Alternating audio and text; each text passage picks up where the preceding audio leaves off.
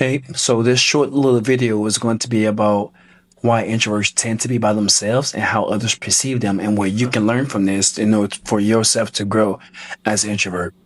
Because many people tend to think that, well, whenever they see us as introverts out in our natural state, should I say, whether we're not talking, we're just walking, but we're not looking around. We're just in and out when it comes to things. We're not very sociable when it comes to parties or functions and stuff like that. They tend to think that we just are antisocial, but that's not it. If you happen to come into our space, our home, our car, if we get more comfortable with you, that's when you will learn that we're not antisocial, we're selectively social, right? Play a clip, and I'll show you why. I don't go to clubs. I don't go to bars. I don't go to parties. I don't go to kickbacks. I don't go to none of that. Only time I'm going outside is if I'm getting something to eat or if I'm going to work. Some people call my life boring. Me personally, I just be chilling. I'm at the house 24/7. I don't like to socialize with people. I don't like being around a lot of people. None of that. That's probably some of the reasons I'm gonna be single for the rest of my life, because I don't like to, you know what I'm saying? I don't like to be around a lot of people. I don't like to decipher people, get to know people. That's doing way too much, bro. I'm past all that, bro. I just rather be chilling on my own. As you can see by the video, many of us, maybe that's you as well, that's like myself, of course, but we don't really go out much. We don't really do much in general. We're just here living life the best way we can, the best way we know how. We're growing, we're improving, we're being better. But something that we don't lack, or something that we sometimes lack, are the behaviors that can help us become better, that can help us become more socially adaptable or behavior adaptable. Meaning that depending on your situation, you're able to kind of modulate your behaviors. For example, when you think of the word charisma, what do you think of, right? Maybe you think of. Hey, so I just want to take a quick break from the video to tell you about these two things: the Clarity to Control Challenge, which is essentially a 5-day group call where I essentially answer your question to help you kind of ease your mind. It could be questions from anything from your goals to how you can like clear your mind if you feel stressed out, anything, right?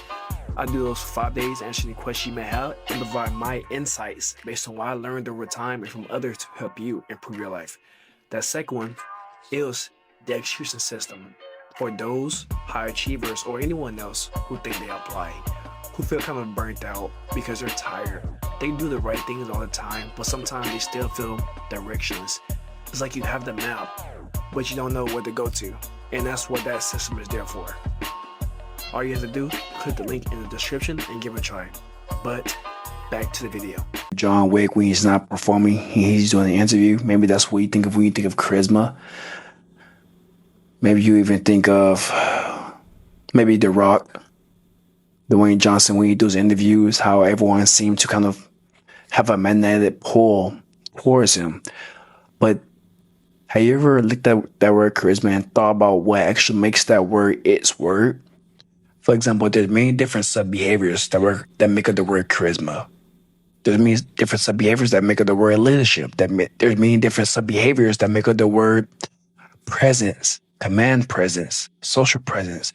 All you have to do is take those big words and break it down to sub-behaviors, for you to grow.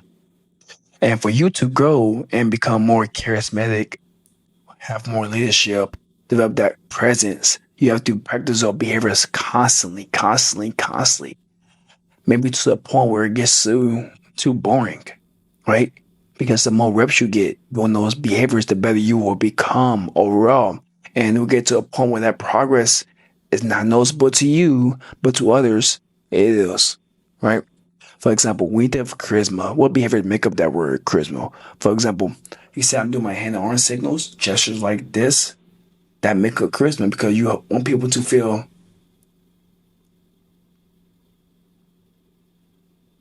actively engaged to what you're doing. Am I right? Or do you want people to just kind of look around, be on their phone, do stuff like this? No, you probably don't. Right? What else make up charisma? Look at them in the eye.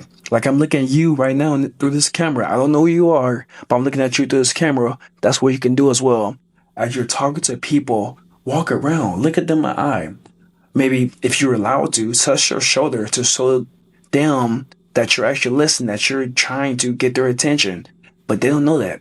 But that is your secret little hint of you trying to get their attention by touching their shoulder so that they know that they need to be present. Otherwise, they risk making themselves look bad because they risk showing that they're not paying attention, right? Think about that. What else can you do that shows charisma?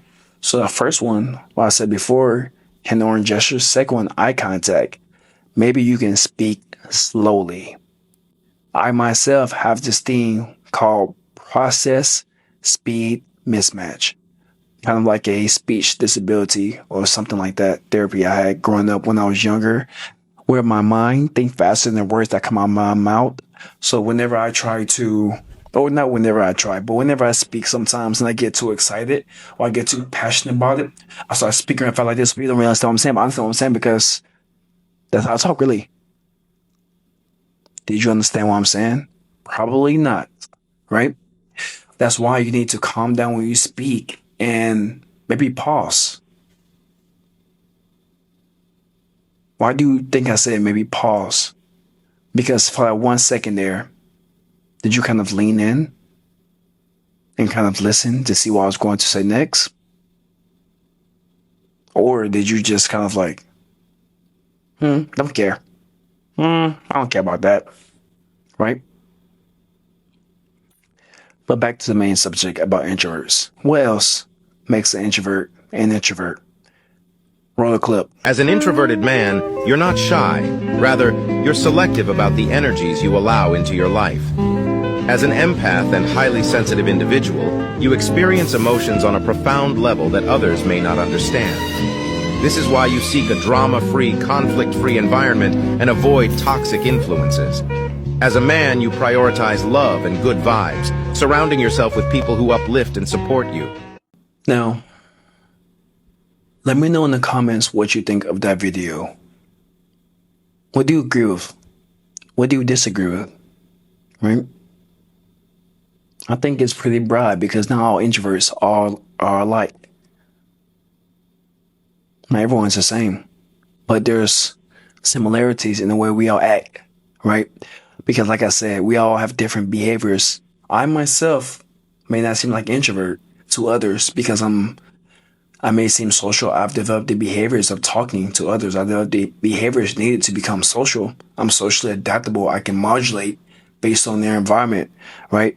But that's because I trained myself. When I was growing up, I remember getting joked about because I used to, it's funny to think about now, right? But I used to get joked about because I used to laugh without changing my face expression at the top. So imagine my top half looking serious like this, and I just laugh. Weird. I know my face look weird. I know. I understand that. But I had to learn the behaviors needed for myself to grow and become better and get to the position I am now. Otherwise, if I stayed the way I was, that would have held me back. So what I did, I started reading books, how to influence people, and I practiced those behaviors every single day. For example, I think one said, say people's first name, look them in the eye, remember small details about them. What else?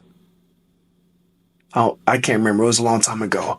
But I practiced those behaviors constantly every single day and got the reps every single day doing that stuff. And guess what? I am who I am now. I'm able to talk to you on camera and teach you things that I learned that maybe you can use to better your life or better other lives and pass information along. Because if you keep this information to yourself, you're only hurting yourself. So pass this video along to a friend who might need it, who might need to grow. An introverted friend, of course, who wants to be better. Because if you don't, the only person you're hurting is yourself, your friend, and the whole world. Because most people don't understand that everything you see Every behavior that people do is a product of their environment. And the world that we live in now was made by people who are no smarter than you. Just take a step back and think about that. They were no smarter than you. We all have knowledge that we bring into our mind. We all learn different things, right? But you know something more than that person. And Steve Jobs said that himself. Once you learn that and once you understand what I mean by that, you can take that step forward and punch a hole